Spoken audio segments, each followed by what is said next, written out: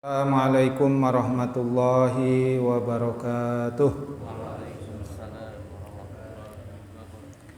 Bismillahirrahmanirrahim. Nawaitu ta'alluma wa ta'lim wa tadhakkura wa tadhkir wa naf'a wal intifa'ah wal ifadata wal istifadah wal hassa ala tamassuki bi kitabillahi wa sunnati rasulih والدعاء إلى الهدى والدلالة على الخير لابتغاء مرضاته وثوابه وقربه وإلى حضرة النبي المصطفى محمد صلى الله عليه وسلم وعلى آله وأزواجه وأولاده وذرياته وأهل بيته ثم إلى أرواح جميع الأنبياء والمرسلين والملائكة المقربين والشهداء والصالحين والصحابة أجمعين خصوصا إلى أبو بكر وعمر وعثمان وعلي ثم إلى أرواح جميع التابعين وأتباع التابعين بإحسان إلى يوم الدين ثم إلى أرواح العلماء العاملين والفقهاء والمحدثين والمفسرين والمتكلمين والصوفيين خصوصا إلى الشيخ عبد القادر جيلاني قدس الله سره العزيز ثم إلى الشيخ جعفر صادق ثم إلى إمام غزالي ثم إلى كي حجي محمد مستورة ثم إلى أرواح جميع المسلمين والمسلمات والمؤمنين والمؤمنات من مشارق الأرض إلى مغاربها من برها وبحرها من يمينها إلى شمالها ثم إلى أرواح آبائنا وأمهاتنا وجدنا وجداتنا وخالنا وخالتنا وعمنا وأماتنا ولمن أحسن إلينا خصوصا إلى مؤلف هذا الكتاب في كتاب سفينة النجاة وكاشفة السجاة الإمام العليم الفاضل أبي عبد المعطي محمد نووي على سفينة النجاة وفي أصول الدين والفقه للشيخ العليم الفاضل سليم ابن سمير الحضرمي على مذهب الإمام الشافعي شيء لله لهم الفاتحة أعوذ بالله من الشيطان الرجيم بسم الله الرحمن الرحيم الحمد لله رب العالمين الرحمن الرحيم مالك يوم الدين إياك نعبد وإياك نستعين اهدنا الصراط المستقيم صراط الذين أنعمت عليهم غير المغضوب عليهم ولا الضالين. Bapak-bapak serta hadirin yang dimuliakan oleh Allah, alhamdulillah wa syukru ala ni'amillah. Malam hari ini kita masih diberikan nikmat oleh Allah, terutama nikmat iman, nikmat Islam dan juga nikmat sehat wal afiat. Salawat serta salam semoga tercurahkan kepada junjungan kita Nabi Yuna Muhammad sallallahu alaihi wasallam. Semoga juga tercurah kepada para keluarganya, sahabatnya, tabi'in, atba'u tabi'in, dan juga kepada kita semua pengikut setianya hingga akhir zaman. Amin ya Allah ya Rabbal Alamin. Bapak-bapak serta hadirin yang dimuliakan oleh Allah, 2 minggu yang lalu kita sudah membahas tentang pasal alladzi yulzamu lil mayyit ya.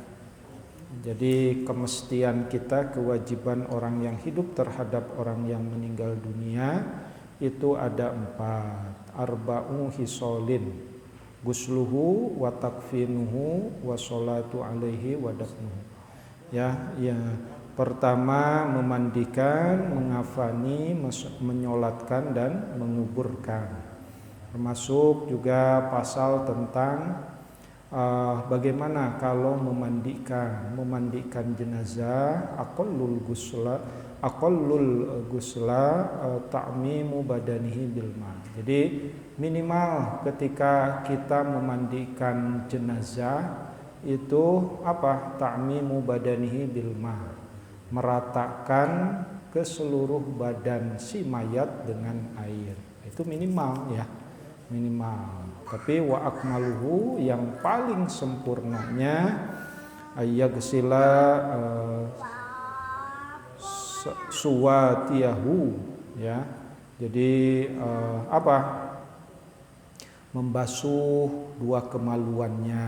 Jadi si mayat itu diurut dulu perutnya, kemudian setelah keluar kotorannya diceboki ya. Wa ayyazila qadara min anfihi. Kemudian dibanyur atau dialirkan dengan air hidungnya, telinganya, mulutnya disikat gigikan dan lain sebagainya gitu ya. Wa ayyuwaddiyahu, kemudian diwudukan. Wa ayyadalika badanahu bisidri, kemudian disiram lagi dengan bilma isidir, dengan air bidara. Wa ayyasobbal ma alaihi salasan, kemudian disiram lagi badannya sebanyak 3 kali. Ya, walaupun di zaman sekarang memandikan jenazah memakai sabun, pakai gosok gigi, pakai odol, pakai pasta gigi dan lain sebagainya, itu lebih utama. Tapi di dalam kitab ini kalau nggak ada sabun itu dengan bilma isidir, dengan air yang dicampur dengan daun bidara. Tahu bapak-bapak daun bidara? Harus tahu ya, terutama seksi penyelenggaraan jenazah ini ya. Terus juga ada pasal aqallul kafan, seminimal kain kafan itu saubun ya ummuhu ya. Jadi cukup dengan sehelai saja yang bisa membungkus seluruh badan si mayat. Tapi wa akmaluhu, yang paling sempurnanya lirrajuli salasu lafaib, laki-laki 3 lapis, 3 lipatan atau 3 lapis. Walil mar'ati, untuk perempuan ada komisun, ada baju, wa khimarun, ada kerudungnya, wa izarun, ada sarungnya ya, walifafatani, sarungnya itu 2 helai. Nah ini jadi kalau merujuk ke kitab itu seperti itu. Bagaimana kalau lebih? Nah, itu lebih afdol. Biasanya kan perempuan itu berapa? 5 lapis. Ada dalemannya, ada kerudungnya. Ya, kerudung itu khimar, ada komisnya, ada bajunya, ada izarnya, ada sarungnya. Nah, itu dalam membungkus si mayat. Nah, pasal yang berikutnya arkanus sholat al-janazah, rukun sholat jenazah itu ada berapa? Sab'atun, ada 7. Al-awwalu, yang pertama niat. Ya, niat di dalam hati. Tapi kalau mau pakai usolli, menurut kitab ini sunnah pakai usolli.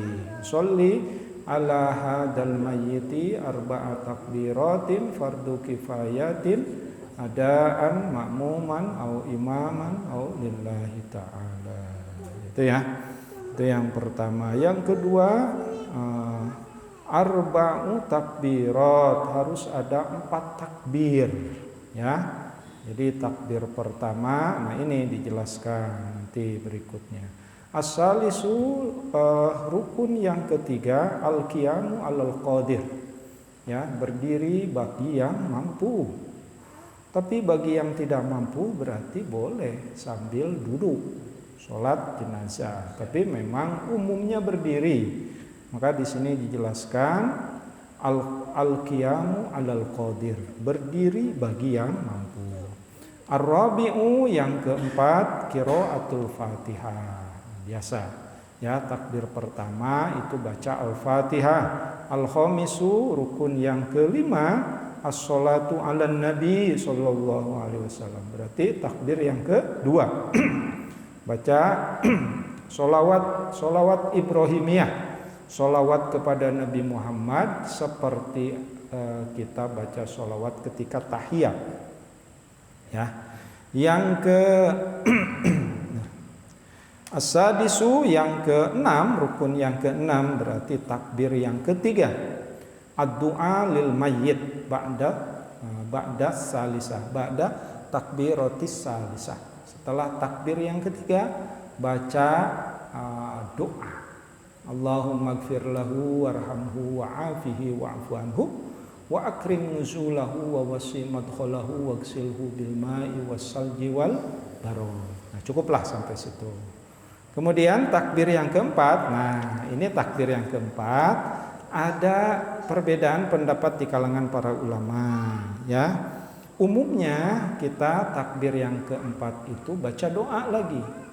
Allahumma la tahrimna ajrahu wa la taftinna ba'dahu waghfir lana wa lahu wa li ikhwanina alladhina sabaquna bil iman wa la taj'al fi qulubina ghillan lil ladzina amanu rabbana innaka ra'ufur rahim. Baru assalamualaikum warahmatullahi wabarakatuh. Udah tuh selesai. Tidak ada ruku, tidak ada sujud, ya. Dan salamnya pun sambil berdiri.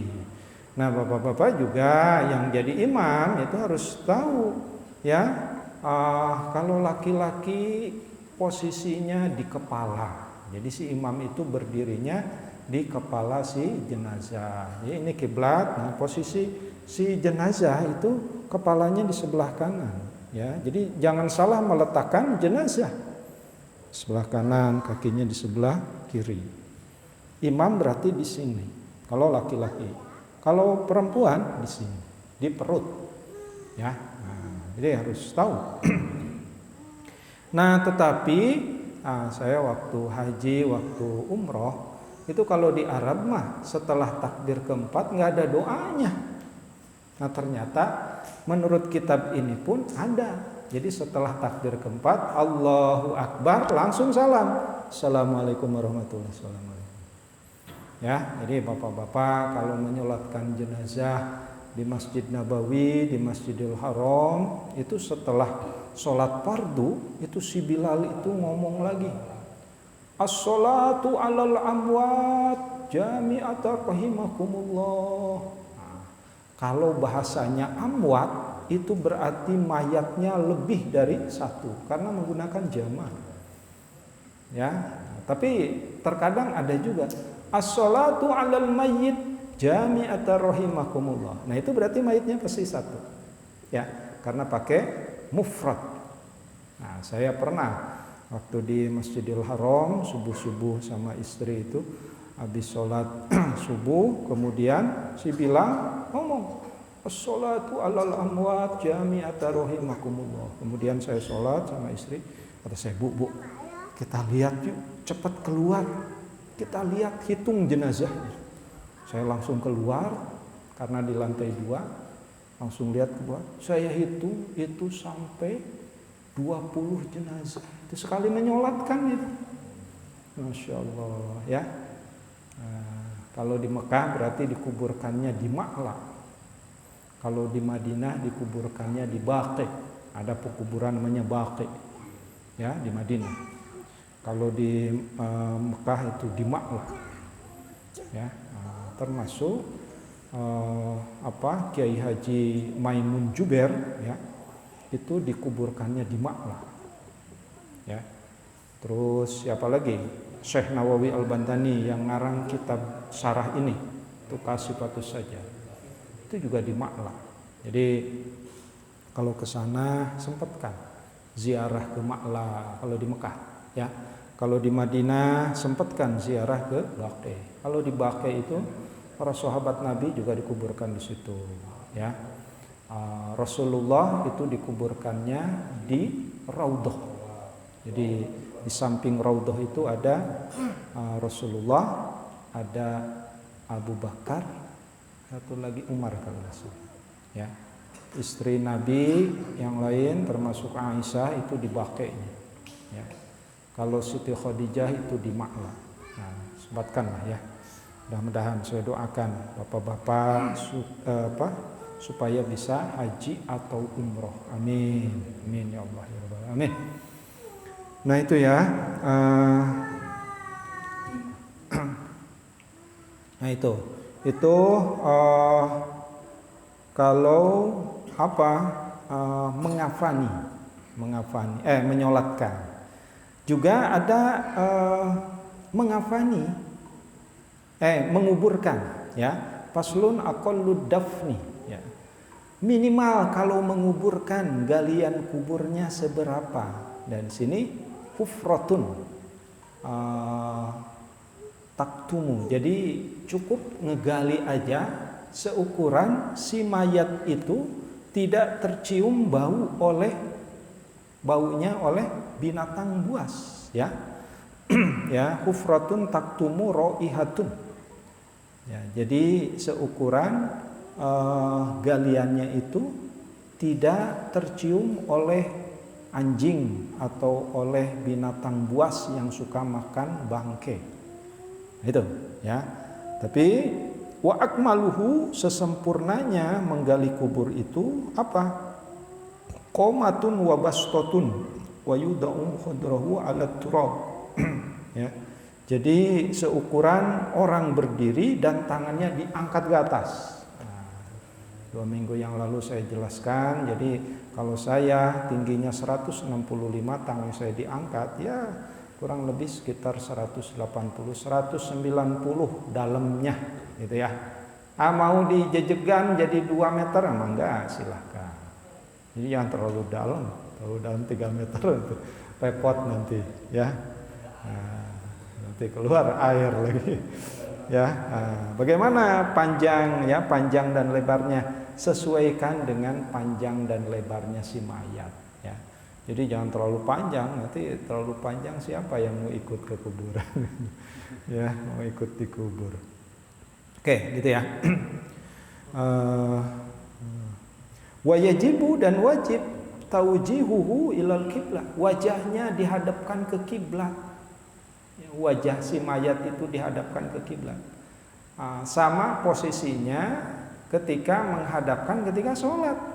Ya, berarti kepalanya di sini, kakinya, badannya sini, kakinya sini. Nah, kuburannya pun seperti itu. Dikasih lahat. Lahat itu apa? Galian yang agak ke dalam. Nyerang kedong cek Sunda mah, cek bahasa Sukabumi. Ya, nanti diletakkan di sini, terus nanti pakai padung, pakai bambu atau pakai kayu. Tapi sebelumnya kan dikasih lingkaran-lingkaran apa? Tanah. Kenapa? Seperti bantal, supaya si mayatnya tidak goyang-goyang. Dan itu biasanya ganjil, mau 5 bulatan tanah atau 7 bulatan tanah, itu ya. Nah, setelah itu ditutup. Nah, ketika ditutup, ya, itu bagian kepalanya dibuka. Apanya? Dibuka kain kafannya. Kemudian diadzankan. Nah, ini mengenai mengadhankan dan mengiqomahkan si mayat yang dikubur, itu pun ikhtilaf di kalangan para ulama. Ya, ada yang diadzankan dan diiqomahkan, ada juga yang tidak. Tapi biasanya saya amati di Sukabumi, di Bogor, termasuk di Jampang, itu diadzankan dan diiqomahkan. Ya, apakah itu menyalahi? Ya tidak. Silahkan. Itu dikiaskan ketika orang itu dilahirkan.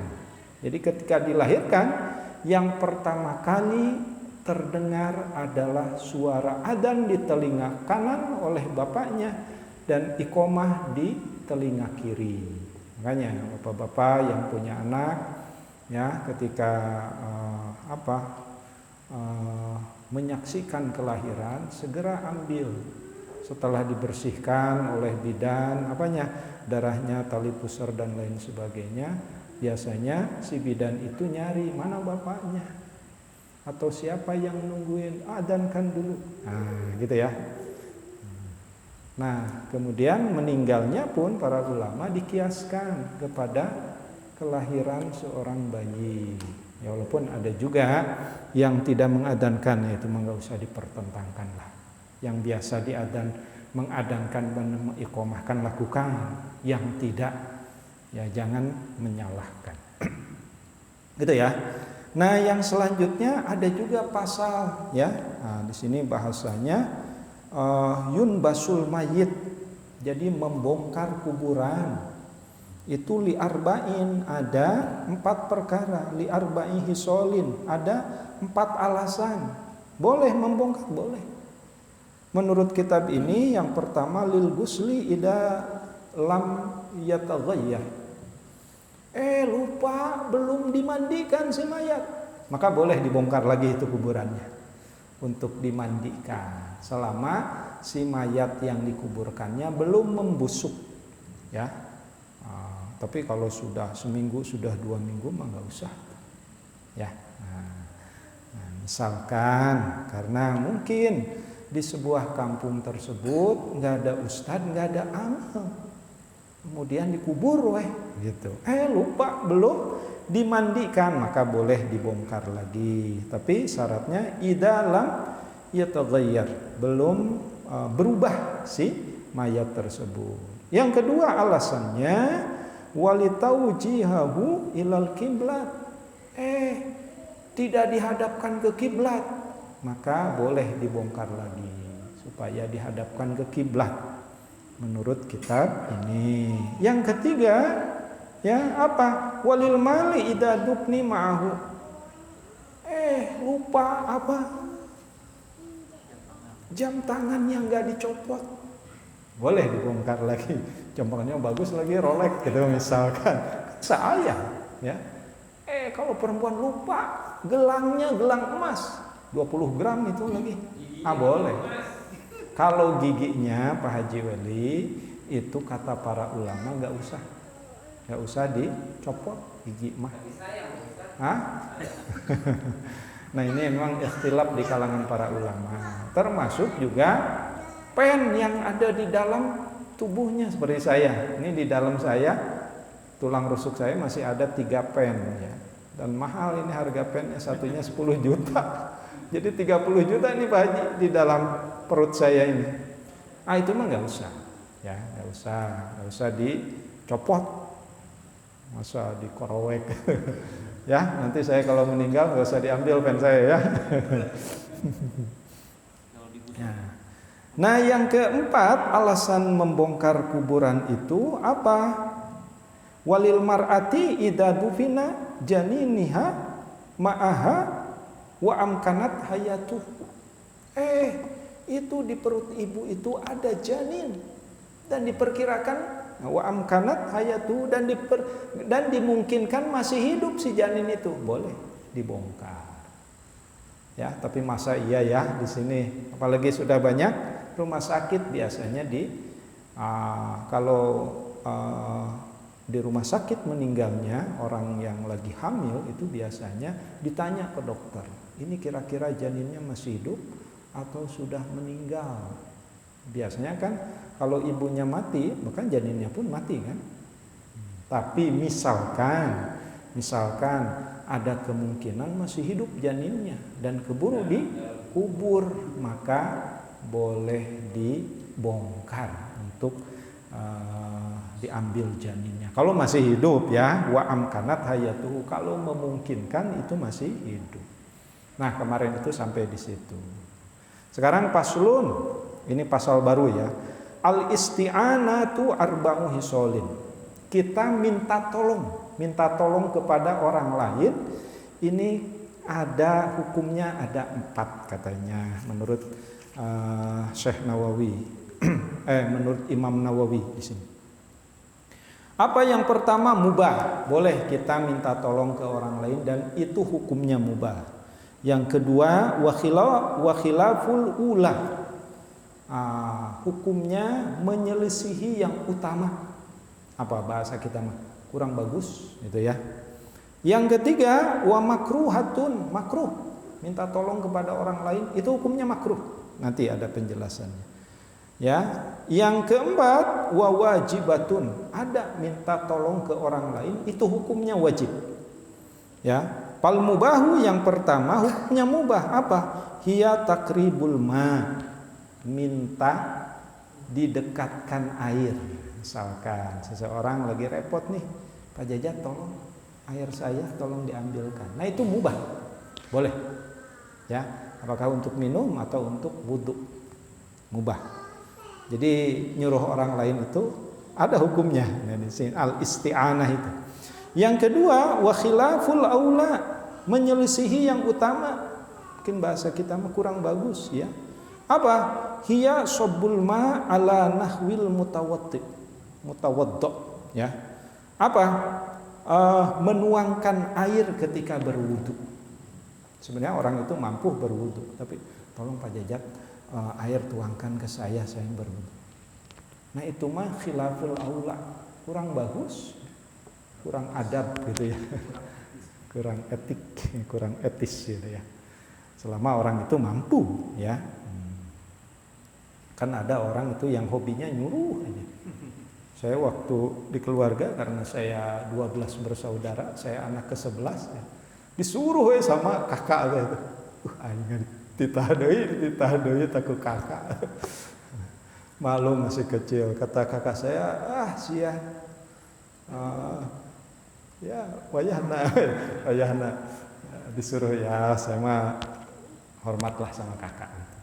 Tapi kakaknya udah meninggal sekarang. Nah, sekaligus jadi guru saya ternyata di pesantren kakak saya itu. Nah, itu mah khilaful aula, yang menyelisihi yang utama. Yang ketiga, wal makruh.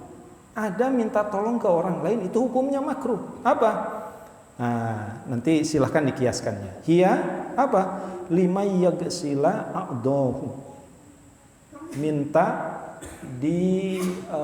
banjur, minta disiramkan ketika berwudu.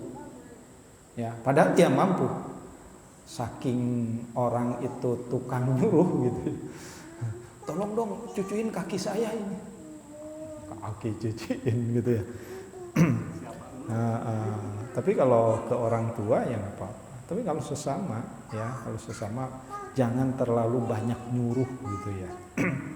Nah, ada lagi yang keempat, wajibatun, yang wajib apa? Hiya lil marid indal ajzi. Orang itu sakit ya, orang itu sakit ketika dia azzi itu lemah. Ya karena sakit, misalkan dia berwudu. Nah, itu mah wajib minta tolong ke orang lain. Siapa orang lainnya? Ya istri kita gitu ya, anak kita. Nih ayah mau wudu, ayah tolong wuduin. Kenapa ayah mau sholat? Ternyata mah wajib. Kalau nggak diwudukan kita nggak bisa sholat, gitu ya. Nah, kecuali kalau misalkan tidak boleh terkena air, itu bisa tayamum. Kalau kita sakit mah wajib minta tolong. Supaya apa? Supaya bisa melaksanakan kewajiban kepada Allah. Gitu ya. Nah ini bab al-isti'anah. Nah tapi nanti silahkan minta tolong. Minta tolong itu apa? Pinjam uang, boleh enggak? Nanti silahkan dikiaskan. Boleh jadi minjam uang itu bisa makruh, bisa khilaful aula, ya dan lain sebagainya. Misalkan orang itu nggak perlu amat, tapi pinjam uang, kan ada tuh.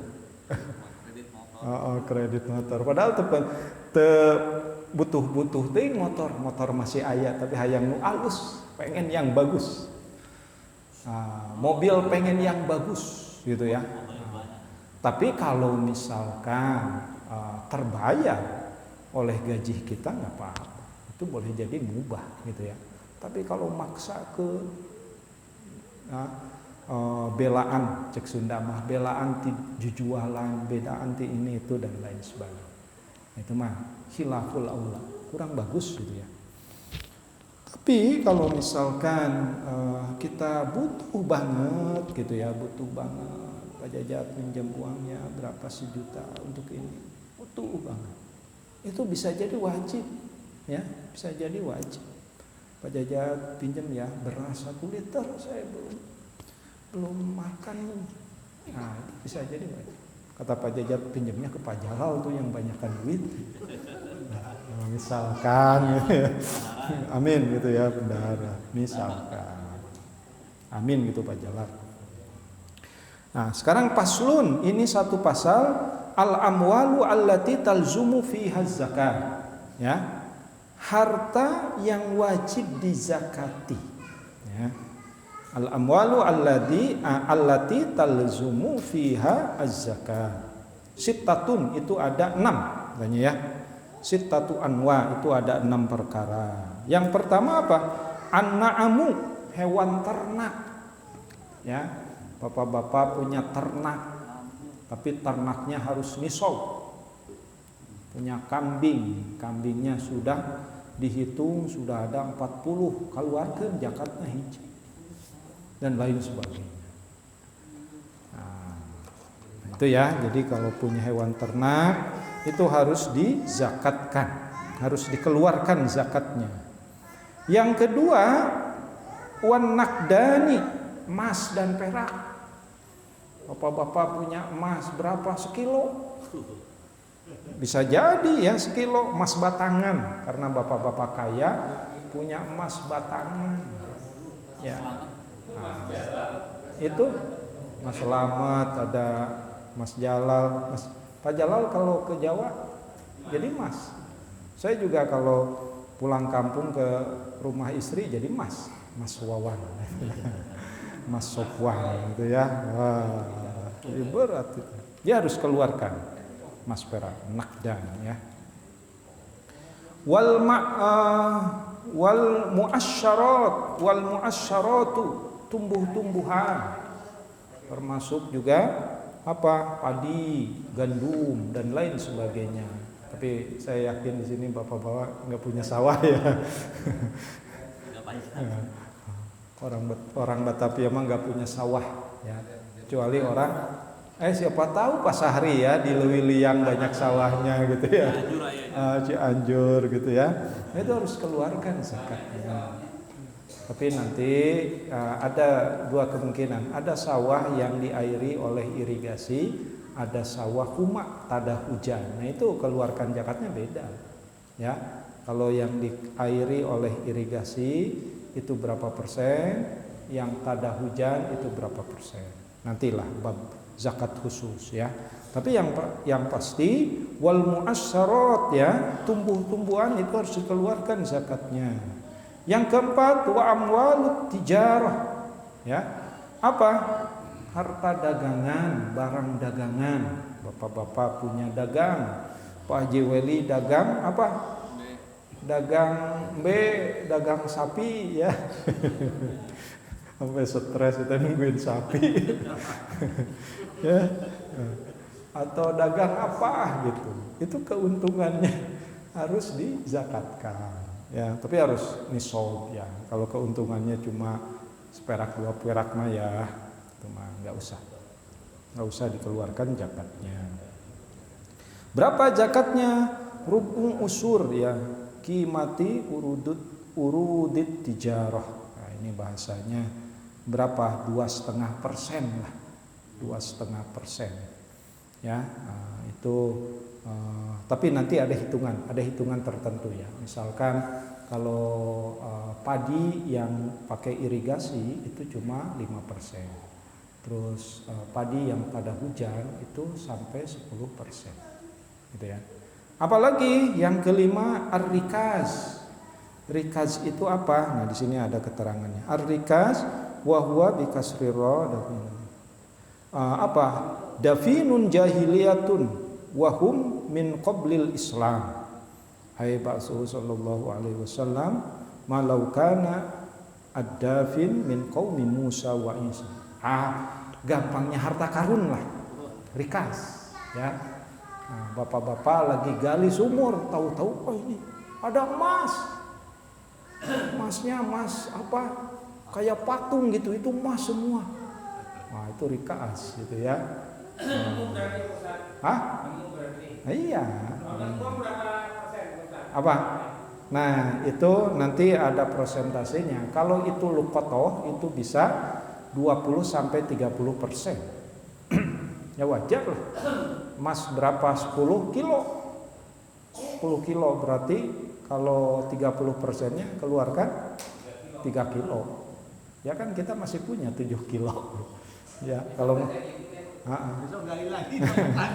kalau ngelamun jangan tanggung-tanggung gitu ya. Ada lagi wal ma'dan, harta tambang. Apa? Batu bara, nikel, apalagi minyak dan lain sebagainya. Pokoknya tambang aja. Itu juga harus dikeluarkan zakatnya.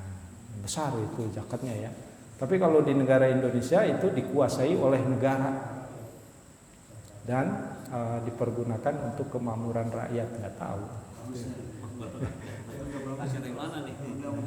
Ya. Gimana? Iya, dikuasai swasta atau dikuasai oleh orang-orang tertentu, ya. Nah, makanya di daerah Kalimantan, daerah Sulawesi, daerah Sumatera itu kan ada tambang liar. Nah, bagaimana tambang ilegal? Biasanya kan longsor pada meninggal, ya, ketimbun dan lain sebagainya. Nah, itu mah kalau tambang liar itu kalau di Indonesia menyalahi undang-undang. Kenapa? Karena barang-barang tertentu itu tadi dikuasai oleh negara. Kita walaupun kita punya tempat ya, pas gali sumur tahu-tahu isinya apa? Minyak gitu. Nah, itu harus dilaporkan ke negara. Nanti diambil alih oleh negara, nanti mungkin ganti untung, bukan ganti rugi ya, diganti untung. Tanah kita bisa dibeli berkali lipat harganya. Kenapa? Karena di dalamnya ada minyak, di dalamnya ada nikel, di dalamnya ada dan lain sebagainya. Itu yang disebut dengan ma'dan, harta tambang. Itu pun harus dikeluarkan zakatnya. Selesai dah, mau lanjut ke saum, udah habis waktunya, ya. Nantilah. Ini kitab ini sebentar lagi khatam. Nah, jadi setelah ini bab tentang saum, syaratnya dan lain sebagainya, termasuk mengkodok puasa, ya. Mengkodok puasa itu. Nah, saya baca-baca di sini itu mengkodok puasa kalau lalai, kalau misalkan tahun kemarin belum terkodok dan sudah masuk lagi ke bulan puasa berikutnya, itu double menurut kitab ini, ya. Jadi selain dikodok juga harus bayar fidyah. Nanti ya. Nah, oke, jadi itu ya Bapak-bapak yang bisa saya sampaikan. Pertama tentang mengurusi jenazah, kewajiban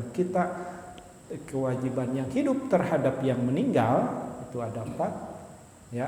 Termasuk juga tadi bab isti'anah, minta tolong, termasuk juga bab barang yang harus dizakati. Nah, ini fikih, ya. Kalau fikih itu kan boleh jadi antara kitab ini dengan kitab yang lain berbeda, ya.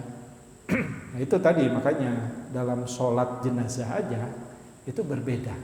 Menurut kitab ini mah boleh membaca doa, boleh juga tidak. Karena membaca doa itu menurut kitab ini mah di takbir yang keempat hanya sunnah saja, ya. Ya, ini juga terbukti ketika di Mekah dan di Madinah itu setelah takbir keempat tidak ada doa, langsung salam. Oke, itu aja. Ada yang mau ditanyakan? Tidak ada. Kalau tidak ada, mari kita sama-sama tutup dengan pembacaan hamdalah. Alhamdulillahirabbil alamin. Wallahul muwaffiq ila aqwamit thoriq. Wassalamualaikum warahmatullahi wabarakatuh.